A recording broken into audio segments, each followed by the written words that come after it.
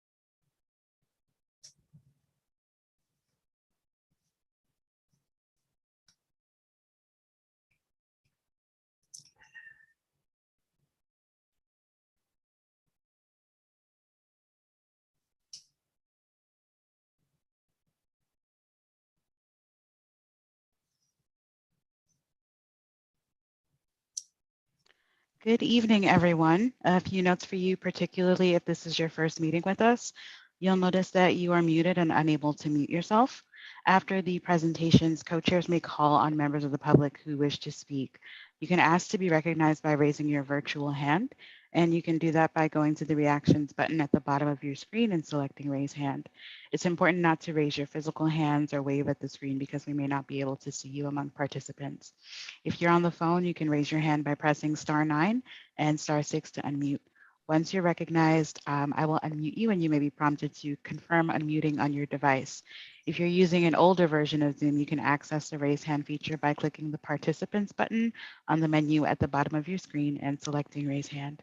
The chat function is available for technical support only, not to ask questions of the co-chairs. You can send me a chat if you're having any trouble and I can walk you through any issues you may be having. Lynn, you can take it away. Thank you, Saida. I am super excited tonight. So in our agenda, we have coming up first, Howard Axel. And I want to say how excited I am to see him here. We have enjoyed working together on some really, really fantastic things in this community. And Four Freedoms has really done some wonderful things over the years. And I am definitely looking forward to him talking about that. And so with no further ado, if you could unmute Howard, I'd appreciate it. Howard, confirm unmuting. Confirmed. Thank you, Lynn. It's great to see you. It's been a very long time. Wow. Time goes fast during the pandemic. Thank you, everyone, for allowing me to talk a few minutes about the 10th anniversary of the FDR Four Freedoms State Park. I tried to insert the word state as much as I can now, because about 2 years ago, hi, Jane. Wow, I actually know some faces on this meeting, Lynn. I'm excited. But Prince Shaw is still not on the video. And I have things to talk about with him. So 10 years in, 2 years ago, after about 8 years of operating the park ourselves as a nonprofit with a budget between $2.5 to $3 million a year, we have had a wonderful, sometimes not less wonderful conversation with New York State Parks to give the actual day-to-day operating back to New York State Parks. So the folks who visit us from Roosevelt Island, from Queens, from Manhattan, they will now be taken care of day-to-day by park rangers. We are lucky enough to still have the same park director that I had hired. She's been hired by New York State Parks. So it is now really a New York State Park run by New York State Parks, and the Four Freedoms Park Conservancy has pivoted to a friends group. So we are now focused on programming and community engagement and doing, one-offs whenever the fun chance comes along. And that's a lot where Lynn and I talk about, like, what can we do next week? She likes to do things quickly and sometimes sporadically. So I'll just give you a very brief overview of what to look forward to for this year.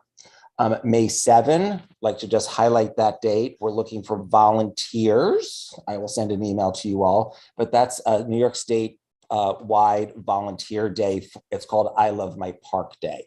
So this year, in honor of our 10th anniversary, and I have to come up with a good slogan, we are going to install 50 to 70 kind of number of multicolored Adirondack lawn chairs, and a few other chairs that are a little bit easier to get into and out of, because the Adirondack chairs sometimes are tough because you sort of sink way back in. But since the park was not built with benches or a lot of places to sit, we thought for 10 years we could invite people to come and sit at the park. So we'll do turquoise and purple and green and yellow. And on May 7th, we're going to be building those. It looks like Woolrich, the outdoor clothing brand, is going to sponsor us. So there might be a Woolrich logo or two, but also all the volunteers are getting a really cool Woolrich shirt, like a plaid shirt. So I will, Lynn, offline, I'll give you more details about that. So that's the first thing. May 7, volunteers needed, building Adirondack chairs. June, I'm pretty sure it is 100%, but I think that this group would probably support it. I know Lynn does. We are going to return for Pride Month, Gay Pride Month, June, Lynn. I know, this is kind of surreal. This is what you get for inviting me to a meeting. We are going to put the Pride flag, which has changed since we did in 2019 to have include additional groups. The trans group, it's more like an arrow facing it, and then the stripes. But we will 99% sure that we are putting the flag back on the steps. It has been a lot of requests, a lot of people use it, and interestingly, I don't know if probably not, but there's been a lot of press in Texas about and Florida about not the non-gay speaking and schools and things like that. And the picture of our flag on the steps from years ago has been used in a lot of these stories in Texas and Florida. So it's really interesting that that image from Roosevelt Island has gone as a symbol of what a community could be. That's June. June 17, we're going to do a cool staged reading called Eleanor and Alice, the kissing yet unfriendly cousins of Alice Roosevelt, Theodore Roosevelt's daughter, and Eleanor Roosevelt, Theodore Roosevelt's niece and wife, and in charge of Franklin. That will probably be invited because we're going to do it in the room, so probably like 100 guests. So that will be a little bit smaller. June 18 and 19, we are bringing back Drag Queen Story Hour in the mornings and late afternoons, and we're also going to build more of a family festival around it this year. We were the first New York State park to do Drag Queen Story, and and Roosevelt Island, and it was very well received. And I am proud to say that other state parks are copying our idea. This last year we started, and this year we'll do it again. The first one will be all English, and then the second weekend will be English and Spanish of stories from the Drag Queen Story Hour. That's June 18 and 19. Then I'm spending most of my time and most of my money available on like being inspired by some really cool audio immersion exhibits I've seen. The Little Leaf Lindens, those LAs, for those of you who have been there, we are going to have the Little Leaf Lindens speak. So as you walk down the LAs, just like some people have those lights on their garages or outside or at the apartment, the light goes off when you walk by, same sort of technology, but we will trigger speakers. And we have incredible audio to share of octogenarians and people in their 90s, that's easier to say, 80s and 90s, as well as teens, a lot from Queens, talking about what the four freedoms mean to them. And those are the stories that you will hear, as hopefully it won't be a surprise to you guys now, but it will be a surprise to a lot of visitors as they walk down the LA. You'll hear the story of, freedom of speech and freedom. We always can say these are more relevant now than they always were, but in the midst of a European war, it does feel that remembering these four freedoms, which was a speech given in January of 41 to set America up emotionally, intellectually for entering the European war when we had been isolationist. I think it's always a good time to talk about these freedoms, but it feels particularly poignant. And we will also we are putting a sound booth in so that residents will be invited, visitors will be invited to share their thoughts on what the four freedoms mean to them, hopefully in sound bites. We will instruct them. And then one of the trees will have an ongoing build of audience thoughts about the four freedoms that we will probably change out every week so that people can actually use it. And if we can figure out the technology, being 60 years old, I'm not a tech guy. Maybe Jane could jump in here. We're also going to try to do it on social, so that on social, I'm sure there are apps developed by brilliant Cornell Technion students where you can leave voice and that we can just plug in right to the trees. So the concept is, and I have to get a name for this too, speaking lindens, whispering lindens, for freedoms, talking about lindens. We've got to come up with something, but that's really our big focus this year, is an intervention, and that will go up around September 10. We'll do a preview for locals that weekend, and then it will open to the public more around September 14th, and we'll have it up until the end of October. So those are the four freedoms goals for this year. It's a lot of like real community focused engagement, I hope. And one of the other things that isn't related to the 10-year anniversary, but I think its time has come to add more interpretation to the park, because as some of you have seen when you get down there, people are like, what is this? Where am I? What is this space? We are designing audio tours. So it's not a place where you can really put a lot of signage and intervene with the architecture or the views or the tranquility. But during the pandemic, a lot of us have been very familiar with QR codes. So it will be a QR code pushed tours, but we'll start off with one or two, but the intent is really the tours around four freedoms. So the first topic we'll probably do will be led by a new board member who's the Barbara Jordan politics chair at University of Texas, Austin. His name is Peniel Joseph, and he's going to speak to African Americans and the Roosevelt administration.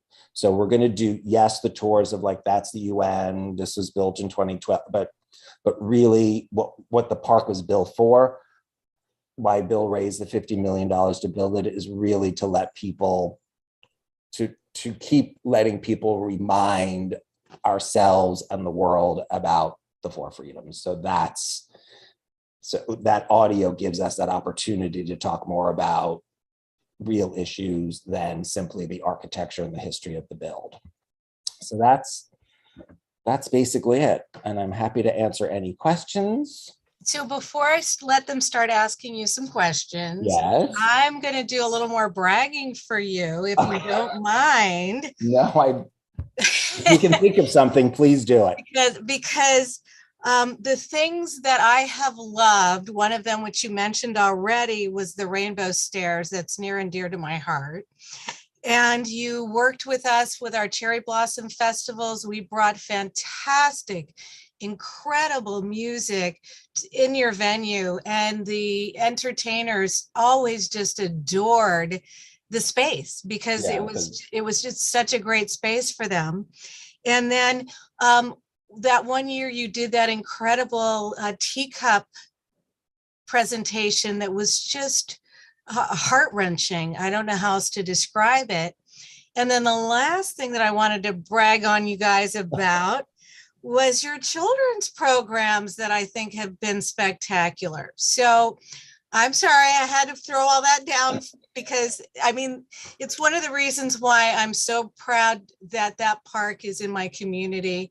And again, I have just adored working with you, and I have always appreciated how much you reach out to the community. So I'm just going to say thank you. And then now go to some questions. If you could go to Paul, I think he had his hand up first. Thank you, Lynn. Howard, it's nice to meet you. We haven't met before. I've lived here since middle of 2020. I think it's amazing what you're doing. This is the first time I've heard any detail about this, because I haven't really been aware before. I love how you're doing the audio part. That's amazing. I love all the things you're We doing. might need you to do some of the voiceover for us. I have one suggestion for you. You may change your Yes, mind please. once you've heard my suggestion. You're looking for a name for the Adirondack sitting thing, right? Yes, please. So you're gonna make me your friend now, or you're gonna never talk to me again. But my idea is come sit with pride, I love that. because it's colorful, and we all know. I mean, I've got pride pillows here. I like Anyway, that's an idea for you. We're doing it in May, so I don't know if that cannibalizes our June Pride, but I love the come sit with. So I'm definitely, I thought at first come sit with definitely color. feeling that. It could be come sit with pride and something. I love that. Thank you. Yes, come sit with. It's already stolen. Consider it taken. And thanks for everything. And I'd love to help if you can think of anything. I'm terrible with handiwork stuff, but I'm happy to help. You can serve the sparkling water in the 100% can to the volunteers. How's that? Instead of Thank me you, being Howard. always the bartender and everything. Thank you. So, Saeed, if you could unmute Barbara, please. Hi, thank you so much. I have a couple of questions. So first of all, Lynn knows that I love Roosevelt Island, even though I live across the river on the mainland side, but I do go there often and I love Four Freedoms and so on. So first of all, what is this? Is this all part of the 10th anniversary? I thought from Lynn, and Lynn, you could say I'm wrong, but I got the impression there was going to be one event. Are these all events that lead up to the anniversary? Well, the whole year, so the park was open to the public on, the inauguration was October 17. October isn't the greatest month for people and kids to come out and do storytelling. So instead of, everything will be branded 10th year, just to get that in people's mind that it's been there 10 years, even though to me, even though I've worked there for 6 years, it feels like we just opened and we're still figuring I can't believe it's out. 10 years. Yeah. So I think the entire year's programming will be about the four freedoms, human rights, but very specifically branded as 10, as there won't be a single 10th year event, because also we also can't, the max that you can have, except when we don't tell the state and we have 4,000 people in the park. I'm so glad this is being recorded for Lynn's cherry blossom when we're only allowed 1,850. And I kept telling everyone at the front door, I know I'll go to jail. I'm going to go to New York State Parks jail. Just don't write the number down. So because it doesn't have a lot of capacity, we're spreading it out over time. You could spread it, you can spread it out because, well, let me get to my second question. Yes. Tell me what drag and queen is. What your Drag and queen, you kept referring to. Drag queens. Drag queen. Okay. Drag queens. So we have drag queens that come and read children's stories, and it's a great family event. So lots of families come with their kids, moms and dads, and like 4 years old, and they do all of these Wheels on the Train or something, Wheels on the Bus. I don't know. I didn't have kids, so I have no idea what these songs are.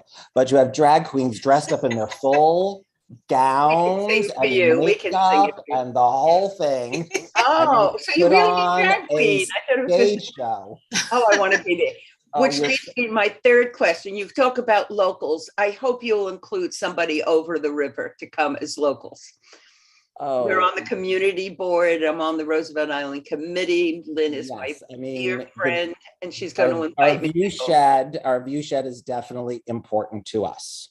Great. Both on the Queen side and on the Manhattan side. It's what we look at. I mean, yes, very important. We started boosting Facebook ads about the park, especially when our hours will change to 9 to 7 instead of 9 to 5.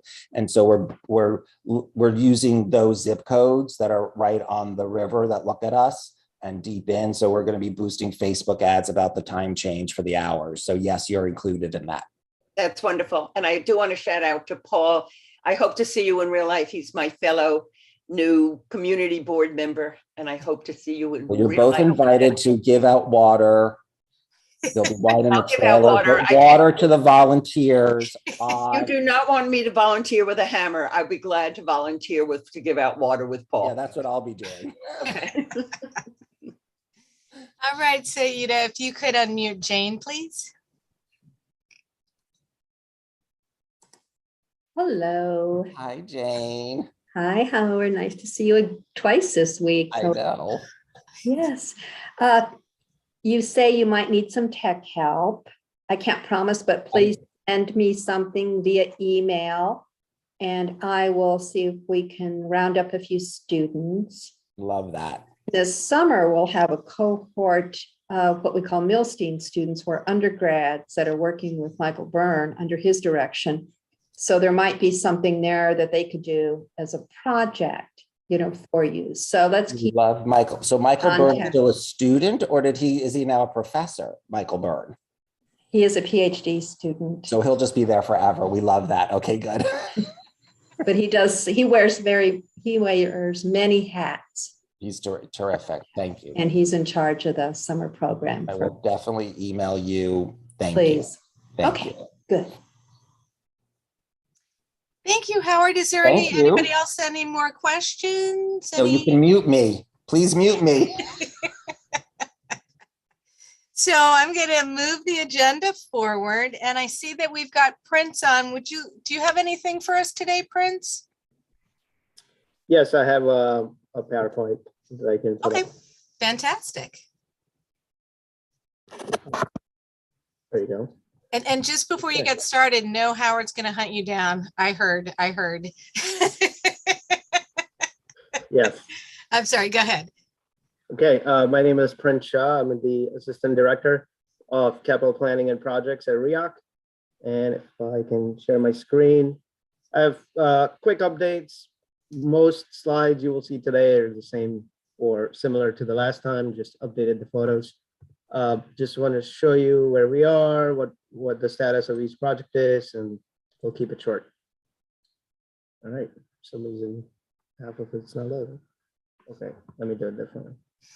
There you go. The first project is the Tram Elevator project. The park now is open to the community, back to the public.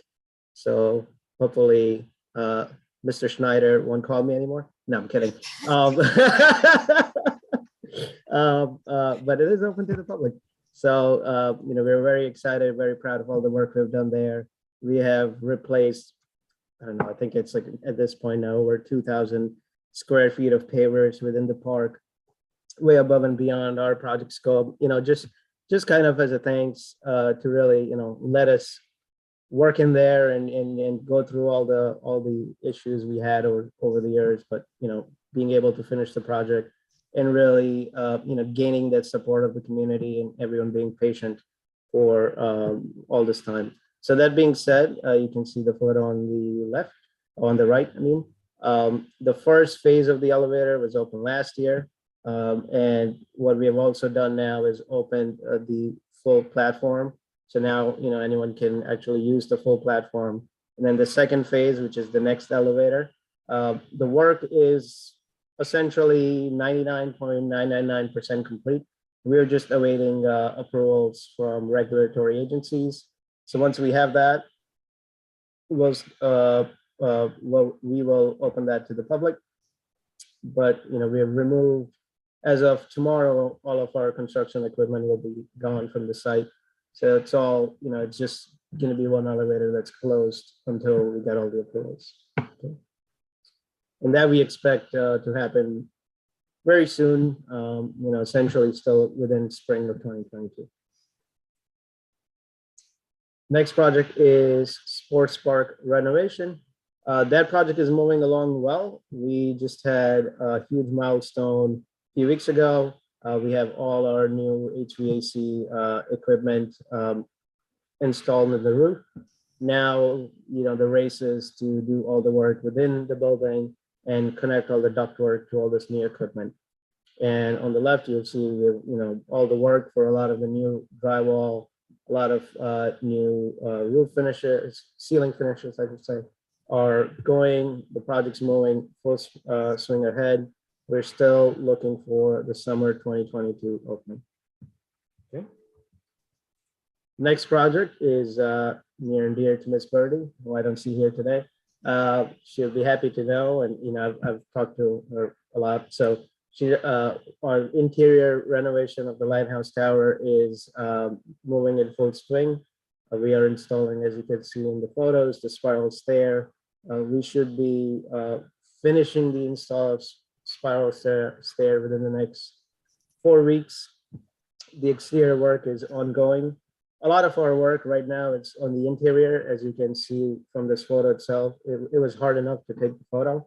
So you can imagine it's hard, very tough to do work inside the space. It's only about 6 to 8 feet wide. And Miss Birdie can do a fact check on that. So it's very difficult to have 3 people working in a space that small. And as you go up the escalator, up the spiral stairs, for me, it's only dizzying. So it's tough, but we're getting there. We will schedule an opening on this in spring of 2022. Okay, and we have 2 new projects now on our track. Blackwell Park Phase 2. There was a question last meeting about if we were going to do something with Blackwell Park and if there's any improvements coming. Well, there is. So this is the Blackwell Park Phase 2 project. We've posted the RFP for design. So we're seeking design forms and the proposals are due within the next month. And then we're anticipating awarding this project to the design firm by end of May 2022. That will allow us to then, really understand, take stock of what we've done so far, but also look at how we can improve. In the past, we looked at this project more as just a renovation, but with growing population on the island, recognizing that this is a very important space to the community, we think that it deserves a lot more attention and a lot more upgrades. So this project, we hope to, generally speaking, upgrade the water splash area that that the kids in the community love, the surfaces, the play surfaces, potentially expand the playgrounds within the general layout, expand more green space, add greenery, add landscape, really make it into a destination more so than a pass-through. It's a destination right now for kids, but we want it to be a destination for everyone. And I think it's going to be a very exciting project and something that I really look forward to. Okay. Excuse me. The next project that we have on the street now is the Roadway and Paved Surface Rehabilitation Design Project. I know it's a little long name. We couldn't figure out how to make it shorter. But this project is basically every street on Roosevelt Island. We'll be looking at every street on Roosevelt Island, doing street analysis, surveys, doing studies, looking at signage. As we know, signage is, in some places, we have too much signage, in some places we have no signage. And we're trying to resolve a lot of the hodgepodge ideas of over the years and decades that the island has been populated. We want to clean all of that up and really ensure that we not only just do the beautification makeup stuff, but also really address the core issues and the core traffic issues and things like that. So this is again, as you can tell from my scope of work diagram, it's a massive project. It's literally the whole island. And we're looking forward to really engaging whoever the successful design firm will be in this project.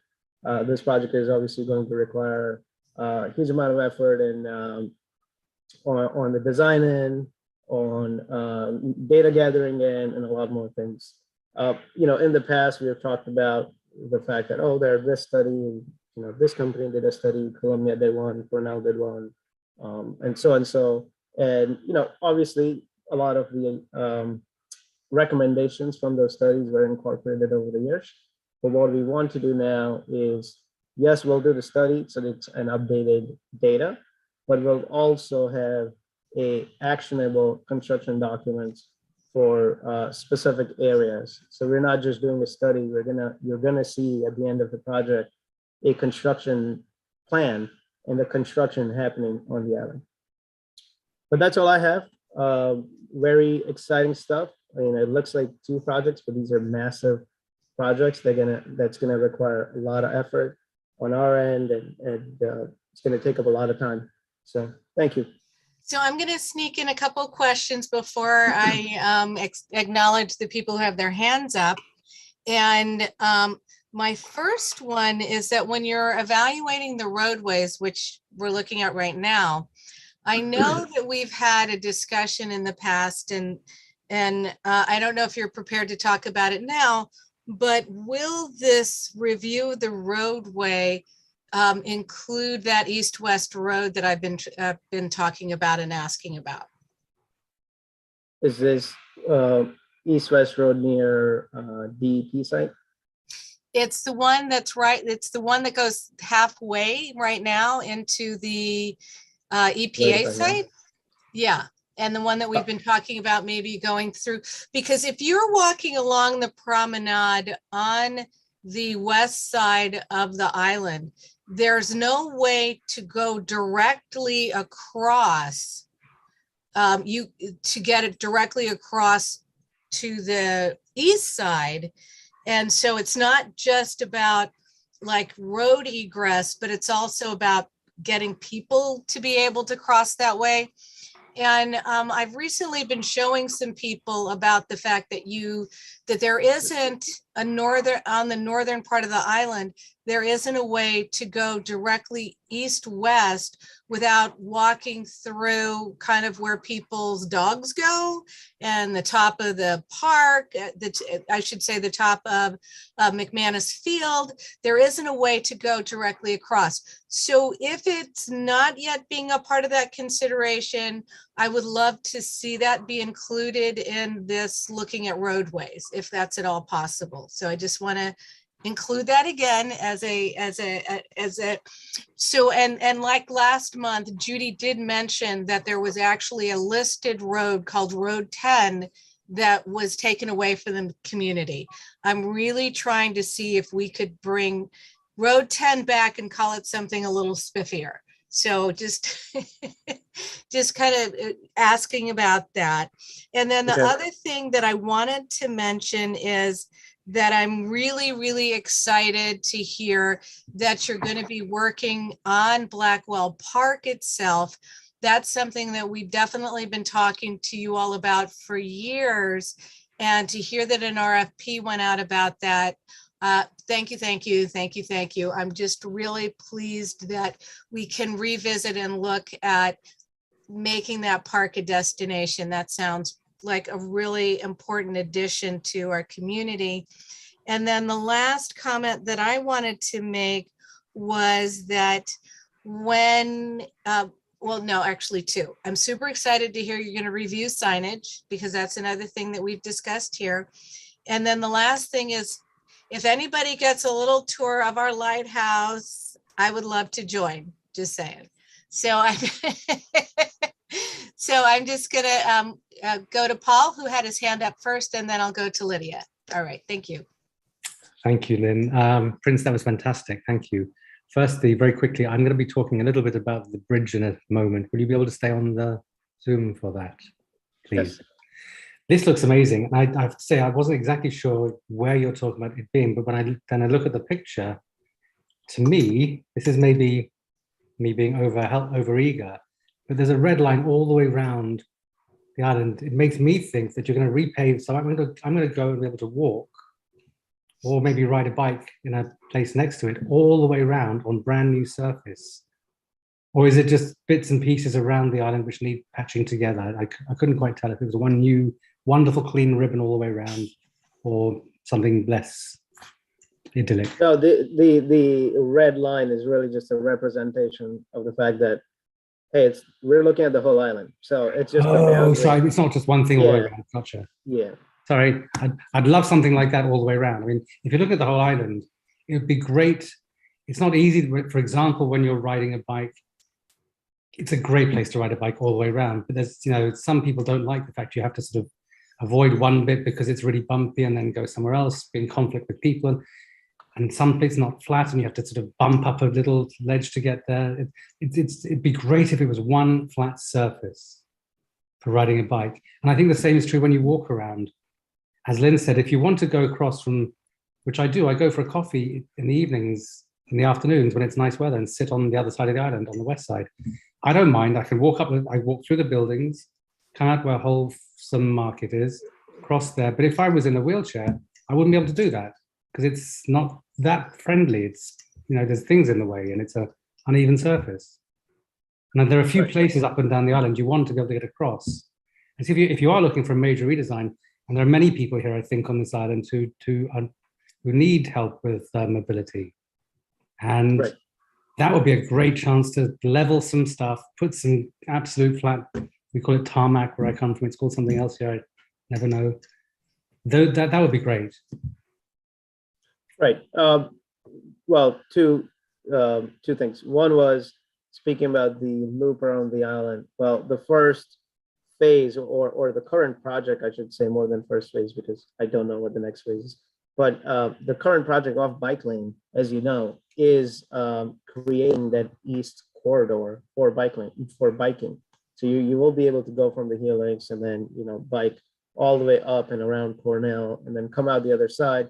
It's a two-way bike lane, so you can rejoin that bike lane again on the east side and then go all the way up and around Helix. So that is, as you know, planned, and we're working on plans for that. With regards to walkability, I agree. I walk the island every day. When I lived there, I walked everywhere. So I really believe in the fact that every place that it can, every walkable place that we can add to the island, it's better. So I agree with you. So we'll definitely look at. Our goal is to not get lost into trying to do too many things, because a lot of times what happens is when you have a massive project, then it just takes too long for anyone to see an actionable change. You want to be able to see the change if the project is happening. So we're going to work on this in bits and pieces, but there will be a master idea, and then there will be a construction of a smaller piece at a time. You have to understand, right? Our island has one of the most unique challenges. We have one bridge that comes onto the island, and then we have one main street. So any work that happens along the main street disrupts anything that has to drive, walk, bike, or anywhere along Main Street. So we have to be very cognizant of all of that and be very careful in how we lay this out. And that's kind of why we're just doing it into bits and pieces, but it's going to be working towards one master plan. All right, if you could unmute Lydia, please. Okay. Am I unmuted? Hopefully Yes. I'm unmuted. Yes. Okay, great. So, Prince, thank you so much for being here. I have a question going back, I guess, 15 years ago. The community was pulled into a group of stakeholders that were interested in the Blackwell Park outdoor waters, whatever. And apparently, we were told at that point, the vice president of RIAC had told us that about $90,000 was invested to have a design team come in and redo or redesign the park at the time. And we actually, the community was involved in that design process. Do you have that? I know it was 15 years ago, but do you have that? I should be able to look at our archives and find, if we have that information. But I'm not aware of that specific project. I've been with RIAC just a little over 4 years, but I can look into it. Yeah, it was 15 years ago, and a lot of mothers and a lot of people that were involved with the youth, and the reason I think it was 15 to 20 years ago is because that's when my children were young, and I participated in it. So if a design already exists that the community okayed, maybe we can go over that again even though it was 15 or 20 years ago, get some more community input. And that will save, hopefully, $100,000 in the design. And I can we definitely just have look somebody into implement that before what it's was done. So, Prince, I can flesh in a little bit about that because, of course, I was there for that too.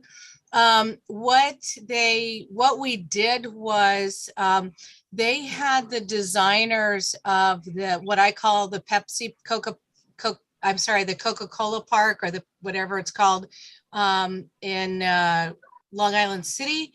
The same architects and designers actually did a plan that they integrated with the community, and they had some incredible ideas for redoing Blackwell Park that were just staggeringly gorgeous.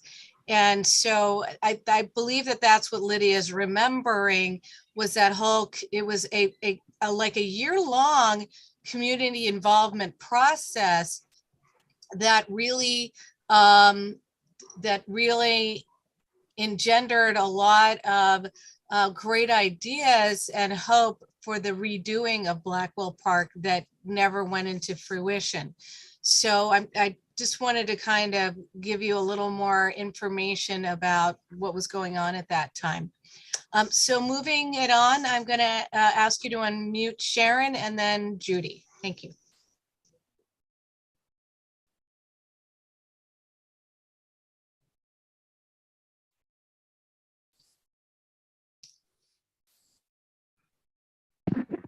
Sharon, you're Can you unmuted. hear me? Oh, Yes. thank you. Let me try to do this also. You would think that after 2 years, I would have some idea as to what I'm doing with Zoom. Hi, everybody. Lynn, may I have your permission to share my screen? And what's this in reference to, Sharon? Bike parking. I'm sorry? Bike parking. Bike parking. Okay. Yes. Okay. Thank you. I appreciate it. Let's see. Okay. Thank you, Lynn. I appreciate it. Some time ago, Prince, we talked about the new design for bikers coming over the Queensboro Bridge. And I'm really in love with the plan that REAC is moving forward with. But looking at that area, and also going past that sign that says, no electric bikes, and, on the promenade, you know what? I was thinking to myself that cyclists might be interested in parking their bikes right when they cycle over the bridge, or and have a bike parking pod, if you will, either there or once they go down, for lack of a better term, the ramp. And so here is a sample or an idea for this parking pod. There is a company already here in New York City, only. I think that's how you pronounce it. I'm not so sure. But they have these parking bike pods, if you will, throughout the city, and they can hold anywhere. They have a mini. I think that holds about perhaps 8 bikes or so, because I can tell you, as a cyclist myself, that I loved the opportunity to be able to lock up my bike in a safe area, and having this type of bike parking or pod would absolutely be phenomenal. And this way, people can come down to Main Street and walk along Main Street and certainly patronize our businesses, which really, really, really need help. And so as we're thinking about biking and cycling, I think it would be phenomenal. This is something larger, but I think it would be phenomenal to have this type of bike parking pod as a part of our community, either under the helix is a possibility, right when you come over the Roosevelt Island Bridge. And I'll show you this is a larger one, but they do have smaller ones as well. And so I wanted to share this website, and let me see if so you see where they have it in different areas, and they put plantings on top of it. It's a really safe. Your bike is protected from the elements. It can be for just a few hours while people are exploring our beloved community. And you see here, I'm going to go to the home page. This one of the pictures here has Mayor Adams, and I'm trying to look for it. I'm sorry. But that's it. I'm just hoping that I'm happy to send you this link, but I'm just hoping that as we prepare for more cyclists to come to Roosevelt Island, yay, we do give them an opportunity to get off their bikes and be able to park their bikes safely so that they can patronize our businesses on Main Street or walk with the rest of us on the promenade. That's it. Thank you for that presentation. I honestly have never seen anything like that before, but I appreciate your time and doing that presentation because it gives us something else to think about that might be of an interesting element to add to some of these new plans that we're going to do. So I'm going to move along. I think Judy was next, and then we'll allow then Paul. I'm sorry, I can talk almost. Okay. Okay, good evening. I'm sorry I joined you late. I happen to be out celebrating St. Patrick's Day, if you believe that. Let's see, or is it Purim? I forget what I'm celebrating today. Okay, one thing about Blackwell Park, Tad and I and a bunch of islanders worked on a committee to improve Blackwell Park about 10, 12 years ago. And the company was Thomas Ballsy, who also did Gantry Park. Thank you for clarifying that, Judy. I kind of gave him a gist, but you always know the nitty gritties. My living encyclopedic memory. And we went out to the Queens Hall of Science, which they also designed, and we went to Gantry Park in Queens.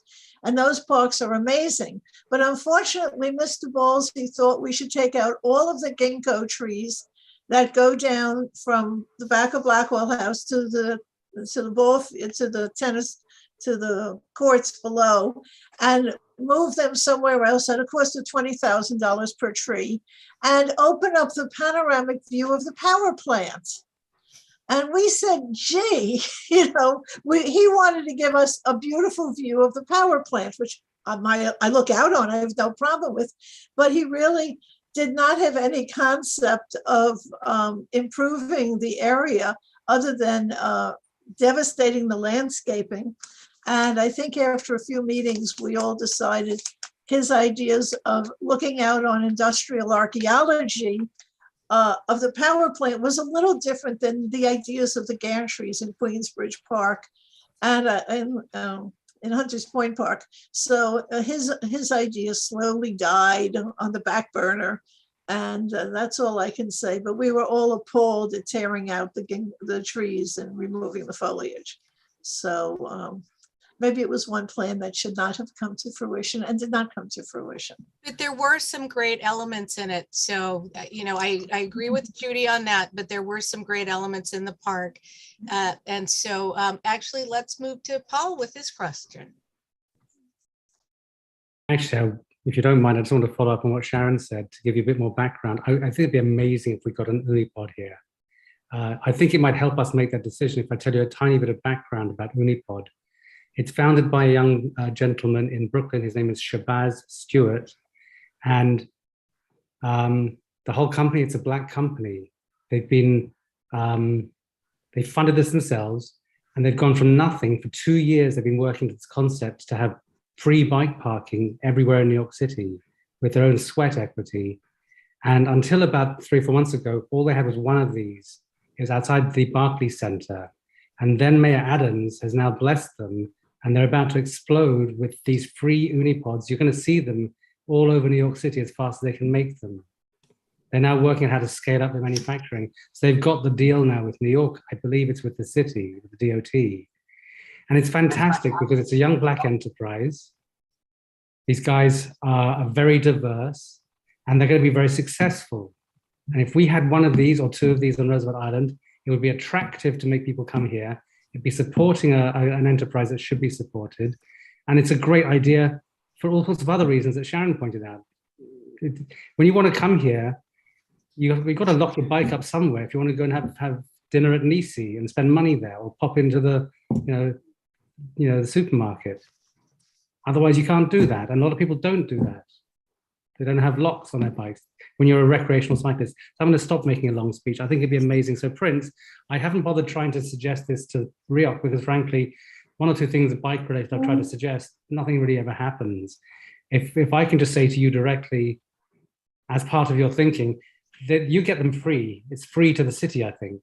I'm not sure if the city paid, but they're free because they use advertising. Right, So, there are a lot of things that are free to the city. They're not free to us, just because I understand. enterprise agreements. One of the examples actually is Link NYC that we have done quite research into and found out it's not free for us like it is for the city. So. I met the guy a couple of years ago before this happened, and at that point, his business model was they were free. It was paid for by advertising. That's what I meant by free.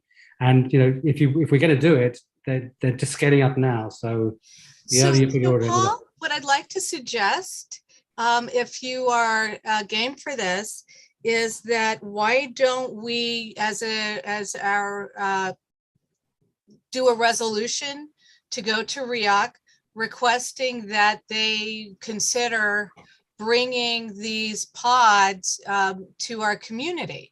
I mean, that is one of the things that we can do.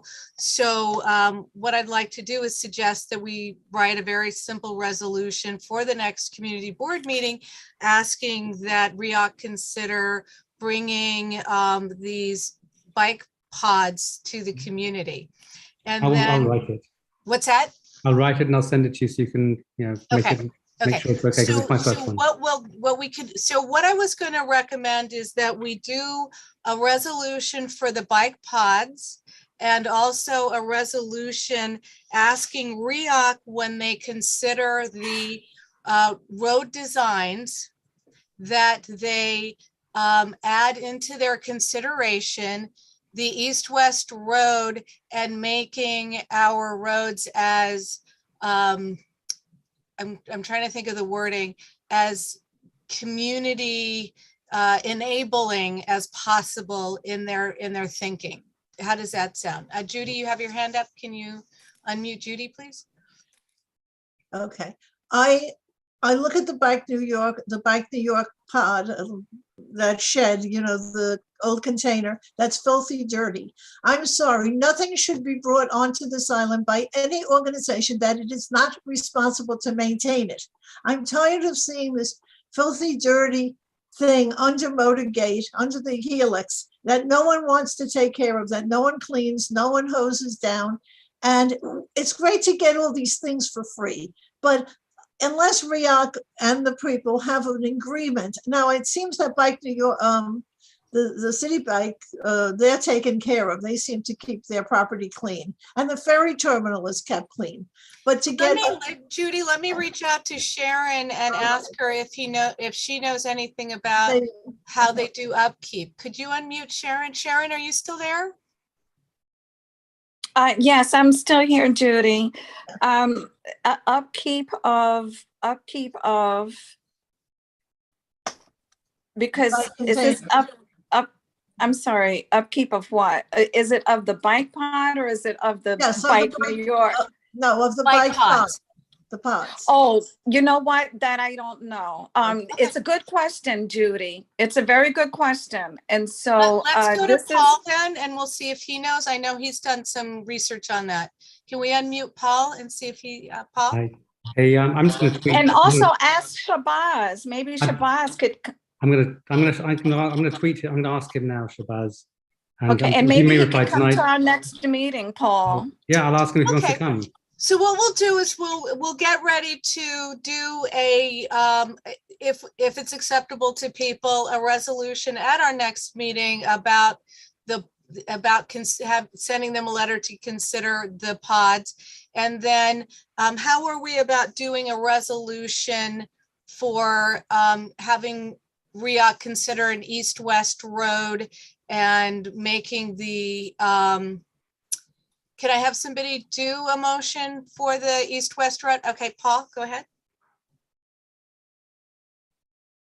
I'm not quite sure how to do this formally. Are you asking me if I'm proposing a motion that we add east-west Unipods and make it accessible? Okay, so two separate things. So one thing that we're talking about is RIAC is currently considering doing repair for and reimagining, if I understood Prince correctly, the road surfaces of the community. As a part of that, what I'm proposing is a resolution that they consider in that process, one, making sure that as many of the roads are accessible to all in the community as they're repairing them, and that they also consider an northeast-west road above McManus Field. Okay, so while you're doing that, I'm going to unmute Barbara and then Judy. Go ahead, Barbara. Lynn took me for a tour around and I was exhausted for 2 days because of it. But the one thing I think is a whereas, if I'm right, what you had said is the accessibility to the church that's now a lounge, and also to the puzzle statues, that, you know, to say that this would make it more accessible, because it really wasn't very accessible at this point. So maybe that is a whereas is all I want to say. Yeah, thank you, Barbara. Judy? I had one comment before we move on. Regarding the bike storage, bike pod comment.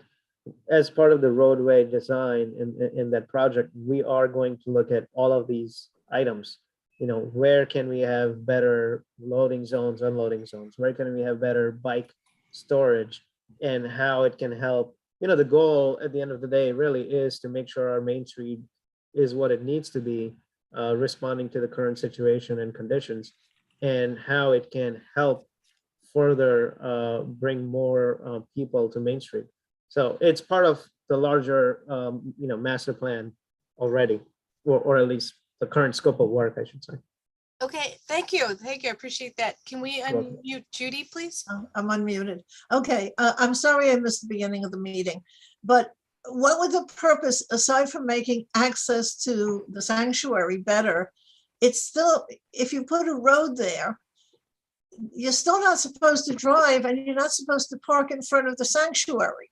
So what are you accomplishing? So Judy, if you are walking near that part of the community, and let's say you want to go to the to take the bus, the red bus that stops near McManus Park, you cannot walk directly. There is no direct egress to get to that bus stop. That's specifically one of the things I'm talking about.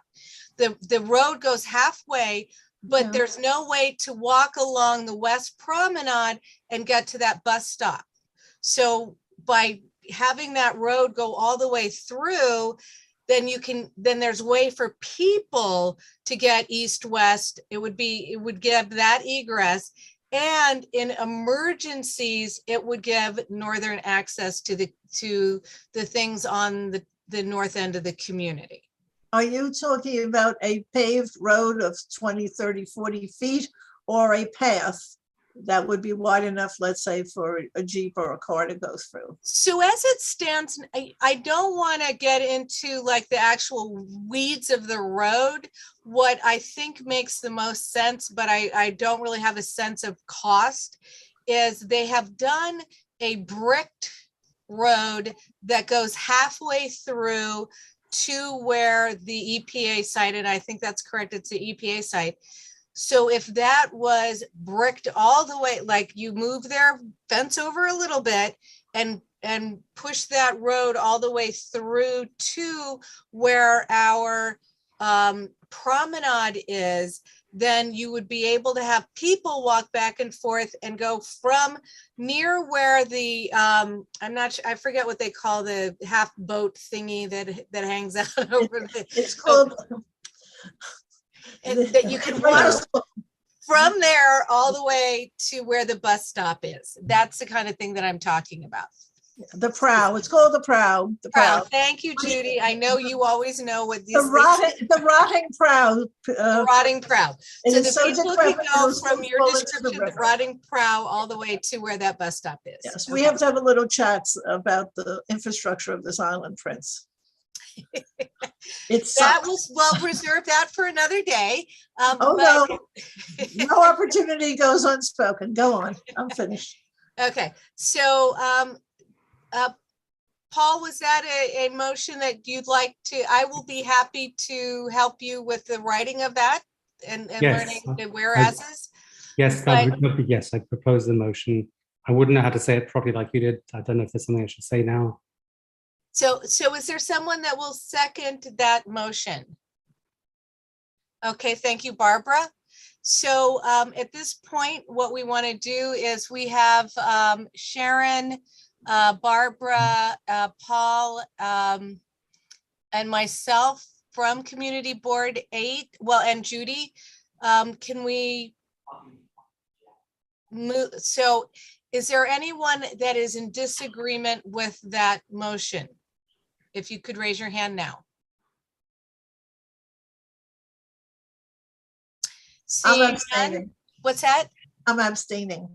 Okay, so we have one abstention. And the motion carries with one abstention. Thank you, everybody, for that. And now I'd like to, and thank you, Prince, for your always very thorough and incredibly well-considered presentations. I definitely really appreciate that. Thank you.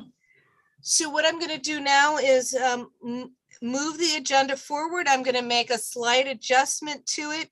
So for number 3 on our agenda, what Paul has reached out to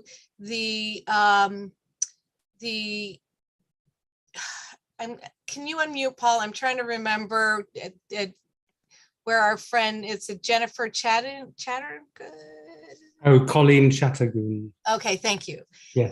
And the update on the repaving of the Roosevelt Island Bridge. Thank you. I'll do a very quick update, but I've got a question for Prince. So, Prince, I don't want to try and put you on. Is Prince still here? Oh no, we lost him. Okay, sorry about that. I think he's going to rescue me here. The update is that a lot of people have been working on trying to do something about this for many years before I got here. And I got here about almost 2 years ago to try and get that horrible grated bridge resurfaced where the bike lane is, because it's horrible to ride on it and very dangerous. And as of March last year, There was $150,000 put in by Ben Kalos in the budget, so there's money for it. And Colleen had told us that they were now going to look for materials. That's their process, materials they can put down. Long story short, nothing's happened since then. I've asked her a few times. We don't get any answers. Judy Chenin, now our council member, has said it's something that she wants to see done. She thinks it's a no-brainer. She's asked, and she spoke to Ed Pintar, and he's going to try and find out if there's more money needed or something. I was going to ask Prince a very silly, simple question. I really wish he was here. Those of you who've walked across the bridge, which is probably everyone who lives on this call who lives, if you look down next time on what you're looking at, on you're walking on, it's a very thin layer. You can see the edge of it. It's a layer about, I don't know, half an inch thick that's between you and the metal. When I first had this idea about doing something, I asked so many people, why can't we just take that surface and buy more of it and put it where the bike lane is? Because I ride my bike on there when there's no one walking. I always get off it and walk it. And all of a sudden now, $150,000 is not enough money to do 100 yards on two sides of the bridge. It's going to be $250,000 to cover that. It's ridiculous. I was going to ask Prince, not to put him on the spot, but really? Wow. Wow. I don't know. I don't understand this. It's. So maybe what we can do is find out what information had been what information that Ben Kalos's office had gotten because my understanding is that they addressed it, doing it fairly liberally in terms of getting some money cut over to do it. So I'm kind of a little bit caught off guard with you that it sounds like it's double what they were quoted that they needed to. To be honest, when I first started working on this, I thought even at government rates, it's not more than $20,000 to buy this, whatever you need to put on there. And I was shocked when I heard that we got in Ben Kalos's budget. It's in the city budget for this year. Right. And I went to the budget and I found out how to do that. And it's 150. I didn't believe that was a number. So I asked someone, I said, that's about something else, isn't it? No. So I'd gone in thinking, where's $20,000, $30,000? It was 150. And that's why it makes me think, Lynn, honestly, that nothing's happening because they're not doing anything. And these aren't real reasons. It's just stuck. And no one's, because lots of things are much more important. And to be frank, there are lots of parts of the city which have very dangerous places to walk on and to ride as well. I just think nothing's happening. So, this is again something that if we want to write a resolution that we find out where our bridge bike lane resurfacing stands, that is something else that we can do. If we can do it, I don't know what it'll achieve. Julie Menin's asking them, and she said she wants to see it done. So what we could do is, because the money was coming out of city council, we can write a resolution to Julie Menin with a request that the council investigate the current status of the resurfacing for our bridge. To me, it sounds like a great idea, but I'm so new here. It would be silly of me to say, is that going to annoy anybody, or is that the right thing to do? Sharon or Barbara or Judy, would you like to weigh in on that? Doing a resolution to find out what's going on with our Sharon? Could you unmute Sharon, please? Thank you, Lynn. I would reach out to her office first. Okay. That would be my recommendation. And then what? So, she'll say she's well, you know what?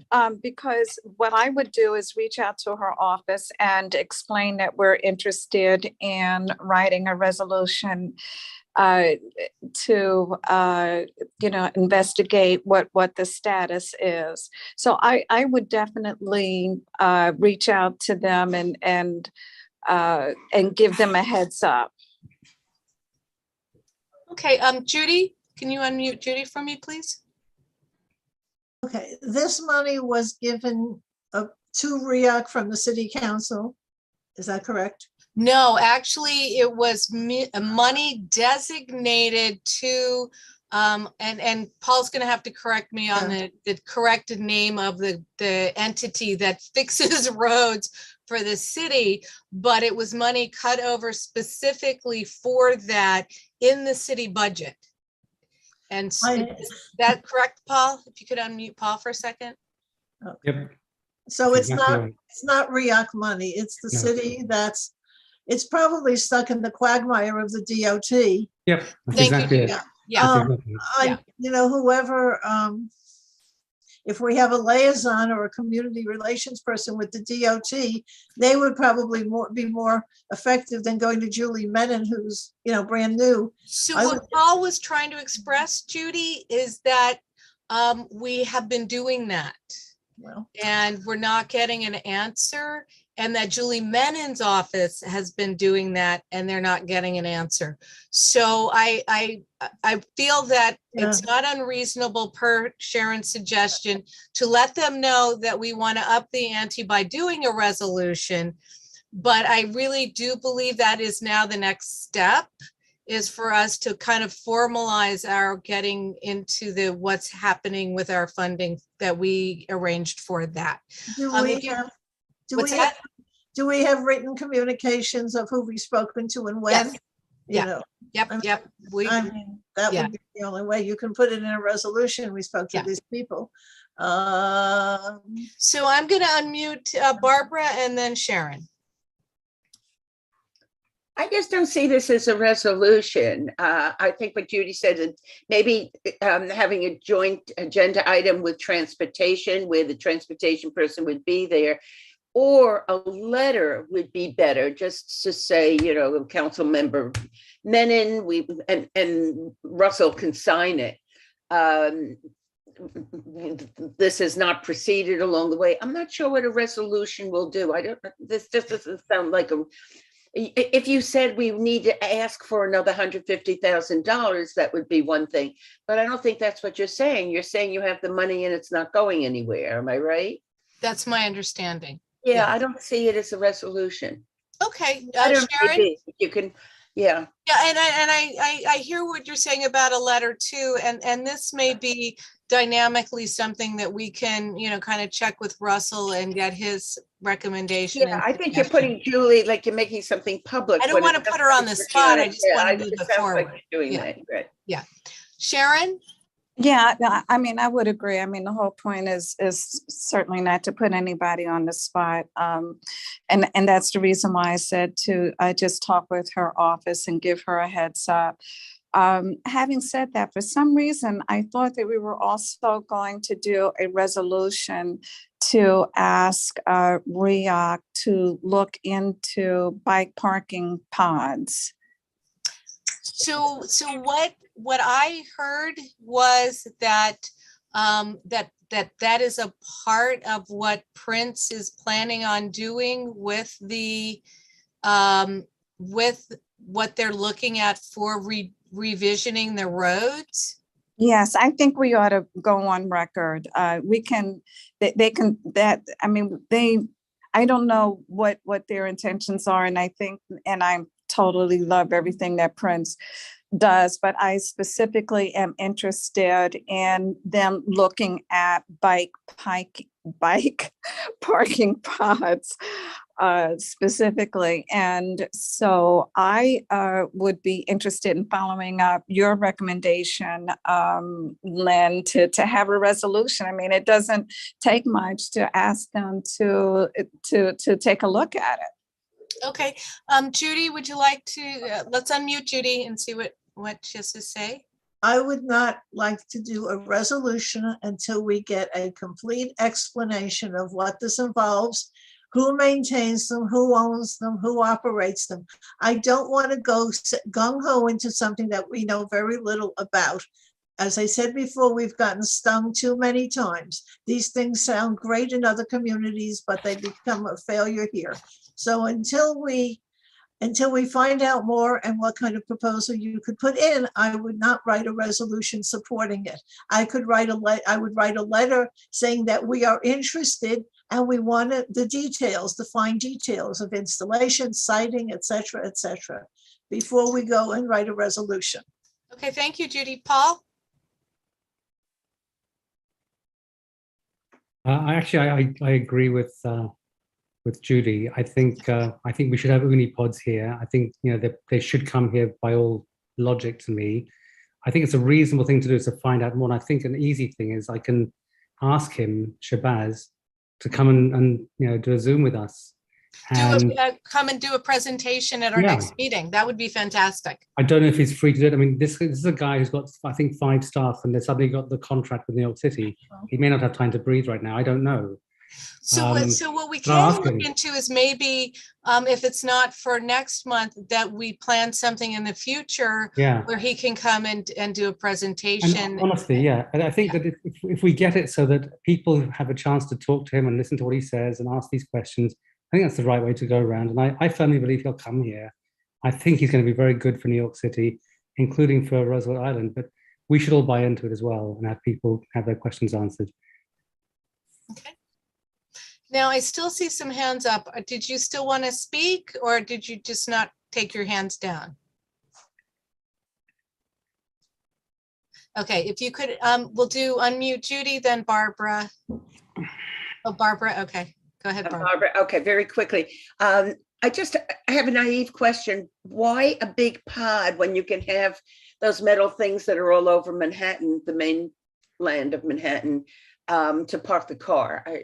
So just from my own personal experience, and both Sharon and Paul, who are what I call more my aficionados with biking, I know that we've had some issues with theft of bikes on the island in the past.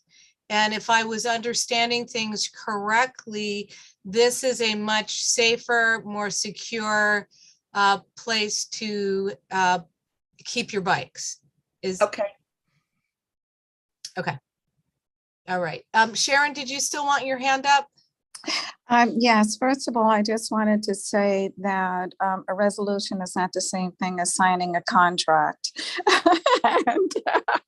And I can tell you that REAC is would certainly be mindful of that. The other part is that absolutely, if the committee agrees that it's more helpful to have a presentation, I think that is absolutely fantastic, and want to thank Judy for her comments and also Paul's comments. And by the way, we're going to draft you, Lynn, Paul and I, into our fan club, because you for someone who, and this was not on the agenda, but for someone who was just exposed to something, you certainly described it with 100% clarity. You did a great job. Thank you. Thank you. I appreciate that. Paul, did you still want your hand up? Yes, just one quick thing. The short answer of why you want to have something secure like that is it takes about 20 seconds for someone with a little weirdy hand saw to go through a regular lock. That's why people have kryptonite locks, and even those can be got through. So I've had 22 years in this city. I've had 2 bicycles stolen, and it's just the worst thing to happen if you care about your bike. Anyway. Thank you. And I want to thank Sharon. I want to thank everybody for what I think it was a really great discussion. And I'm going to move the agenda forward now to number 4, which is going to be now the Kohler Task Force.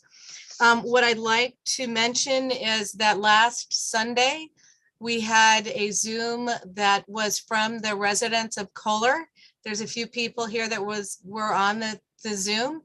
I want to thank the elected officials and all the people who attended it, supporting with their continued support for the residents of Kohler in terms of getting their letting them know that the community supports them. And I think that they really felt very supported by the community. And it was an event called the Thank You. It was a thank you event from the residents. And I think it was a really sweet and wonderful event. And I learned something new. I didn't realize how to describe myself, so I was a total fail with that. But I now know how to, in a meeting where people have some vision issues, I now know how to describe myself. So I learned something new, which I always enjoy doing. But I just wanted to mention about that they had that, and what a great event it was, and that the feedback that we've been getting so far from the residents within Kohler, that they are very cautiously optimistic with the new CEO, which I think is really wonderful. So I'm going to move now the agenda forward, and what we had.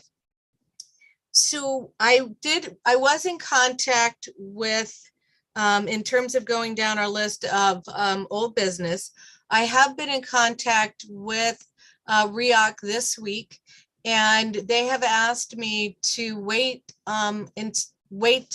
to the future to really discuss the parking and traffic issues on Roosevelt Island. So I'm going to honor that request.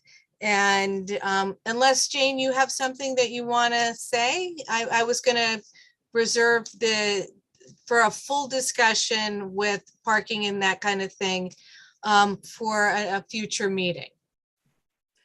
Oh, that's fine. I mean, I'll respect REOC's request on that, and happy to participate in future discussions. So what I'd like to do is get all of us engaged in that further future discussion before we present something here. So I think that might be the best way to serve all interests in terms of moving forward with the traffic and parking discussion. Understood. So I'm for the next status item on the old business. We already talked about the east-west road, and we're going to do a resolution for that. Thank you guys for that. And then I don't have an update on the Omni. I will try to keep that, will stay in our old business, and I will also move that forward. And then the same with the doorway on the north side of the subway station. I'm still waiting to get some input on those two things. Does anybody have any new or old business that they would like to add?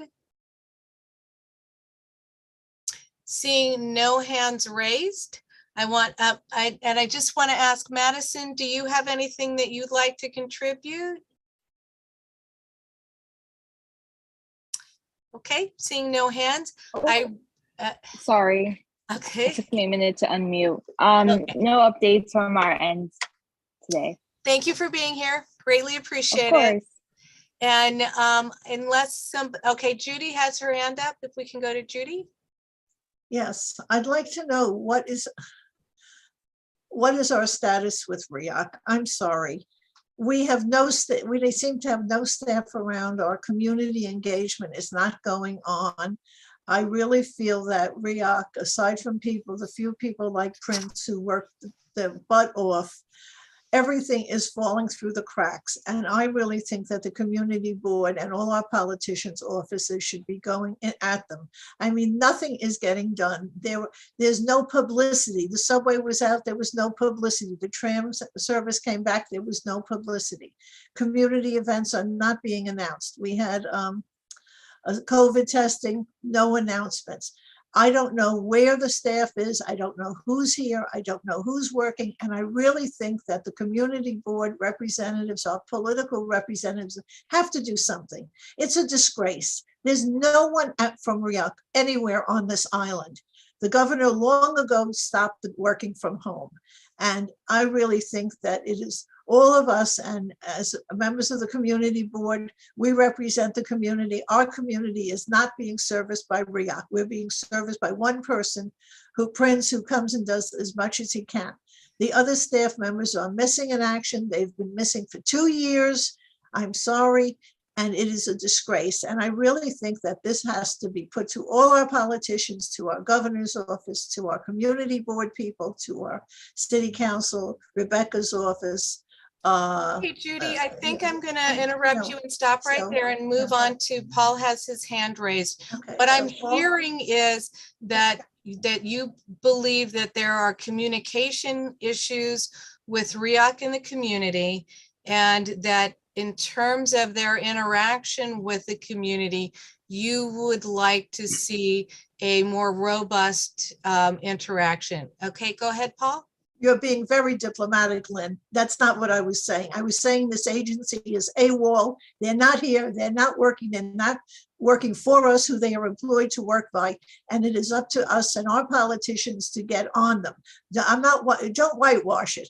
The service from REAC the last 2 years sucks. And we've been going through this. We've been taking care of our own island. This is ridiculous. We pay to live here and we're not getting served. That is my opinion. Nothing nice and sweet, like you said. Thank you, Lynn. Okay, Paul, if we could unmute Paul, please. Yep, I'm here. I raised my hand because I completely agree with Judy, 100%.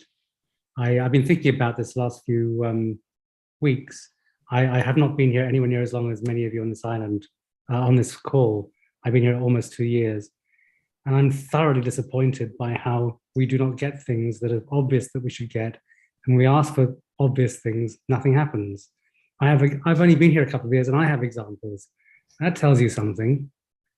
I'll tell you what, the one example I can give you is, if you own a bicycle, it's very hard to get it maintained. If it's broken, you can't ride it. And all you've got to do is you have to go all the way to Long Island City, or you've got to go to East 60th on the tram with your bike. If you have 2 kids' bikes, that's hard. So I've been asking them for 2 years, get these mobile vans to come, paid commercial ones, not the free one we get which is nice every year. But I'm not asking for the specific thing now, but I've asked every single person I can think of there. I went to one person who did her best to just tell me to go away almost. Like, well, in that case, I'm going to bring it to the Road Safety Committee. Why? Why not just do it? What I asked her to do actually says, I can't organize this because if I phone a mobile van, they may come here if we ask them nicely. But if I ask them, they're going to say, well, how do I get there? They won't even know about permits. And then if you get a permit, it's $40 an hour. So someone's going to come here and pay $1,000 to sit here and not make much money. And no one asked. So I said, can you do it for us? It's not, and they're not going to come to here if I ask them. Someone official has to ask them. So I asked for very simple things, and she keeps deflecting, the person I asked, with these emails. So finally, I gave up on it, and I forwarded the last email to Shelton this week. So it's a fresh sword that we're talking about. There are other things I've asked for, and they don't happen. And there's no one takes accountability. They push things away. And I'm probably speaking way too freely, not knowing everyone on this call. But Judy's, the way you were blunt about it, I find myself in a complete agreement with you. And I've only been here 2 years. Maybe I've been here for the golden bad years of REAC. But it's appalling. I'm going to move it on to Lydia Tang. She has her hand up. And then ask if Amy Smith after Lydia would like to weigh in. Thank you. Lydia? So my understanding is the permit is really $40 a day. So they're saying $40 an hour. That's untenable for like a mobile business to come onto the island. So whoever you were talking to, were you talking to Officer Coleman about that? Or I don't know. Or who were you talking to? So that's, you know what I'd like to do maybe is have us meet and kind of really go through how we've been working with them and see if there's a way we can facilitate us being able to set up maybe a meeting offline from this and then come back at a future meeting and see what we can move forward. Does that sound reasonable? I'm going to defer to Judy on this because I'm new to this. Yeah, we're not. I'm with her in getting what we. All right, if you could unmute Judy for me, please. All I will say is that we have to find out what the hell is going on with this organization. The vice president, who was only here 4 months, came with stupendous recommendations from Hudson River Park Conservancy. I don't know if she quit or left, but this is what is happening. No one wants to work for REOP. We are stuck. And unless we find out what the heck is going on with this agency, all of us will sit here month after month after month looking frustrated. We opened the girl puzzle. We did not put up one sign. They have not added one thing. There is nothing that REOP has done the last year. I don't know what's going on, but I really think it's time for us to tell REOP enough is enough. And I'd like to hear Amy's response. Thank you. Hello.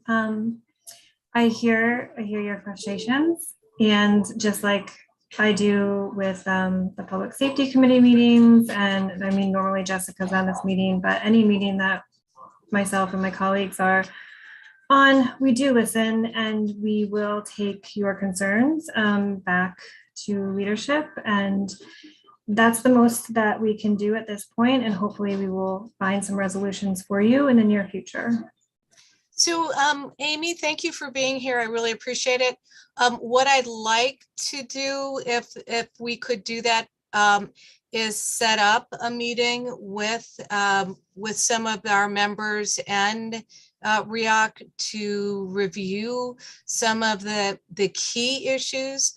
I will be happy to get feedback from them and be very specific and go in with some points that we would like to address, and then set up a meeting where we actually discuss very specific concerns, and maybe what we can do is at a future meeting here, come back and say, you know, here is here is what we came to you with, here is what our concerns are, and what our next steps with moving forward to getting them resolved. I see Lydia's hands up. Is there anybody else who has if you could unmute Lydia? And thank you, Amy, I appreciate it.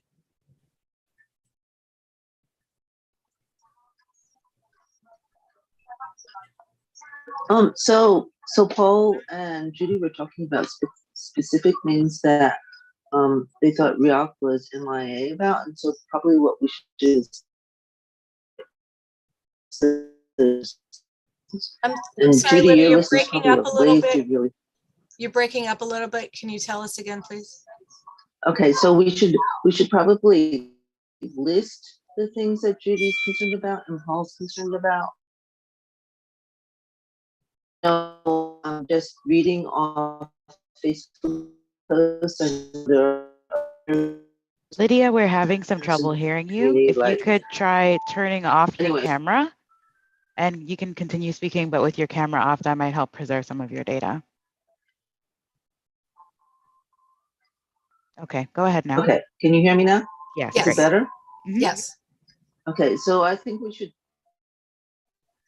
probably list the concerns, and Judy, you probably have much longer than all of us, and Paul as well. But I also understand by just reading the Roosevelt Island Friends posts on the Facebook page that there are other concerns about, you know, dog feces, the people who dogs that don't, and what REOC's responsibility is for them. But we should probably get a as comprehensive a list as possible and get that to REOC in a way that's meant. That's it.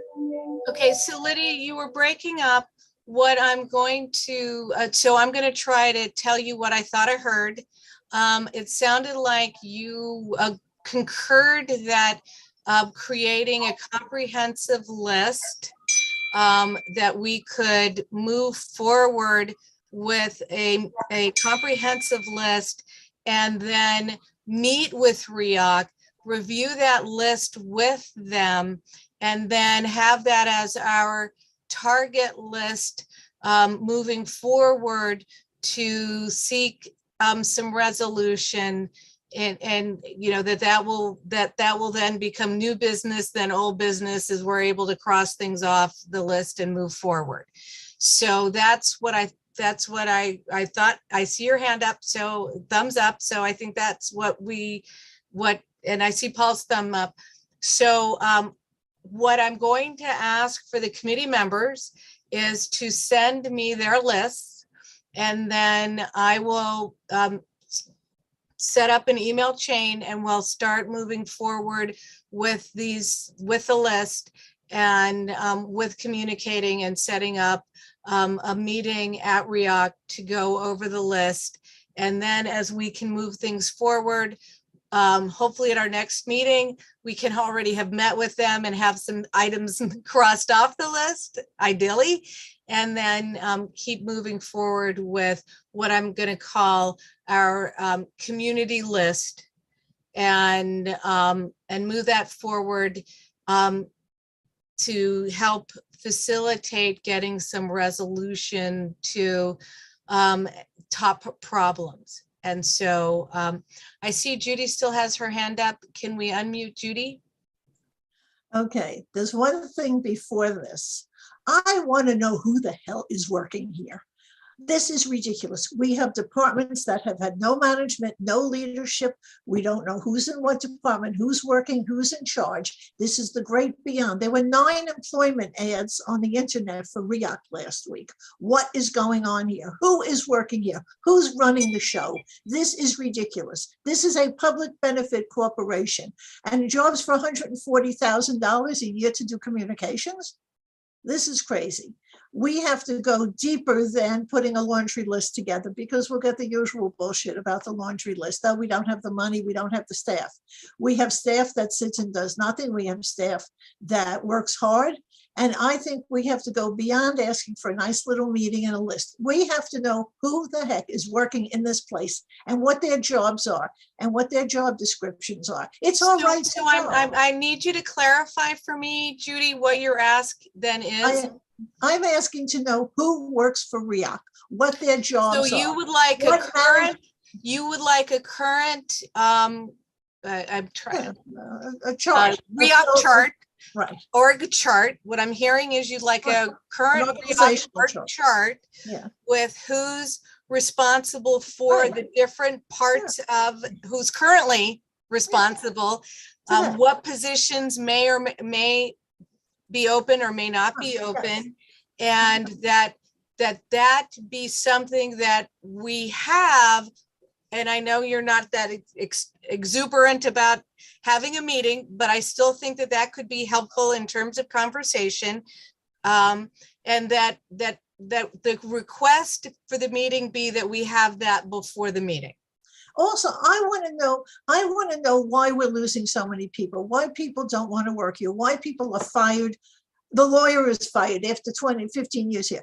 There is something going on here, and the public has a right to know. This is a public corporation. We have the right to know, and it's about time. I mean, how much longer can we go on like this? We're falling through the cracks. So that's the end of my conversation, just that we have to know who is working here, what their job description, and how many vacancies, and what this is. Because I don't know what Mr. Haynes is doing in his second floor all alone in Blackwell House.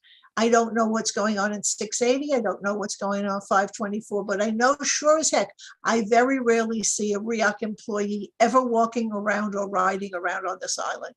That's the end of my conversation. Okay, thank you, Judy. Paul, if you could unmute Paul for me, please.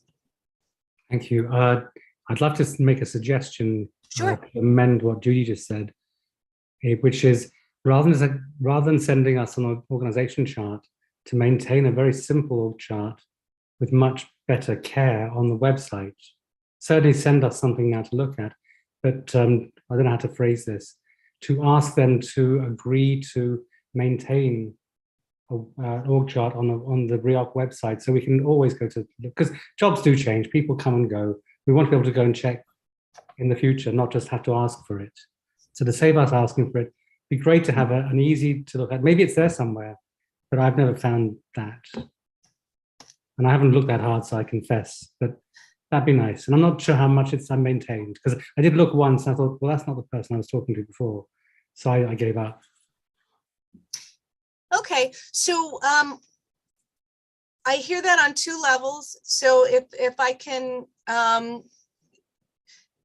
kind of add to what you were saying, because I see that on two levels. I think we want to know currently who's there, and then put in a request that there's easy access to who is, you know, I'm going to flesh that in a little bit with my own personal experiences, not with REOC, but just with, you know, when you're dealing with an entity and they say, oh, this happened. And you're like, well, there was a person who made that decision who was behind that happening.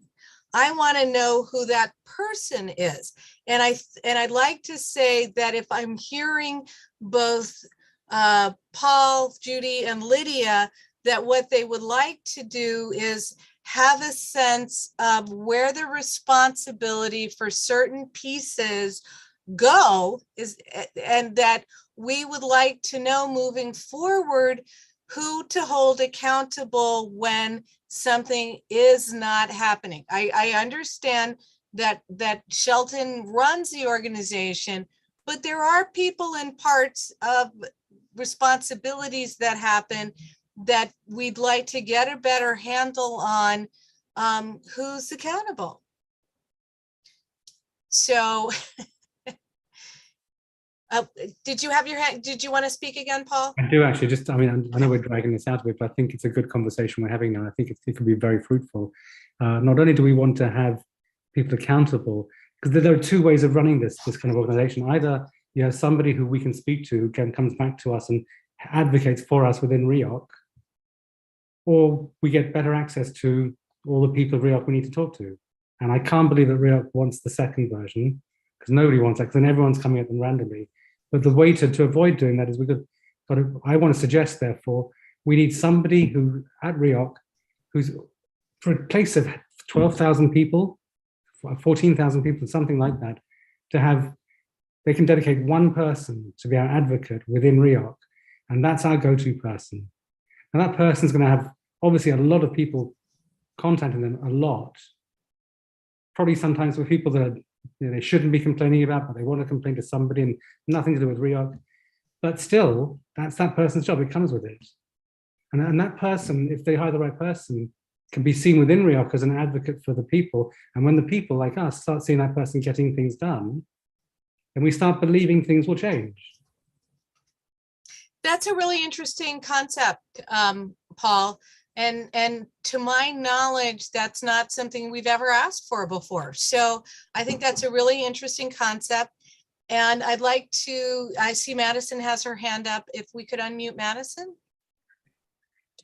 Yes, I just wanted to say, if you guys can add me on that email chain with all the community concerns or issues, I can bring them back to the assembly member. I know that she is planning on meeting with REOC, Shelton, maybe sometime next month, and maybe we could put that on our agenda to see like if we could address those to him. That's fantastic. Thank you, Madison. I really do appreciate that. And it's great to hear. I want to say that I really appreciate how much Rebecca has been engaged with our community as our assemblyman.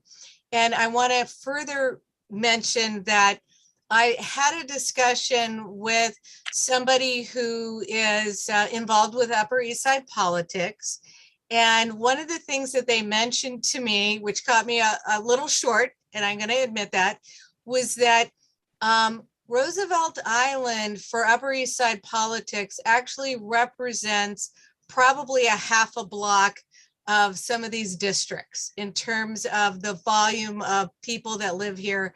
And that in terms of how many people actually vote here, that maybe maybe even smaller, but that our responsiveness that we've received from our elected officials really is what in other areas is larger groups and larger places and more that. So I want to acknowledge how fortunate we have been in terms of the responsiveness of our elected officials with our community, because that I definitely was brought up short because I really didn't know that before. So I thank you for that.